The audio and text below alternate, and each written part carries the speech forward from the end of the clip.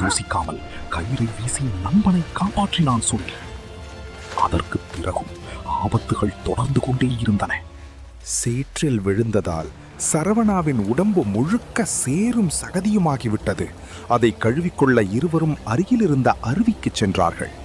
குளிர்ந்த தண்ணீரில் மகிழ்ச்சியாக இறங்கிய சரவணா ஒரு டைவ் அடித்தான்.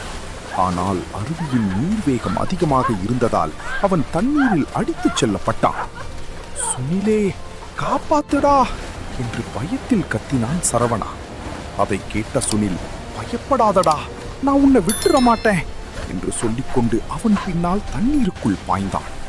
பல போராட்டங்களுக்கு பிறகு சுனில் சரவணாவை பாதுகாப்பாக கரைக்கு கொண்டு வந்தான்.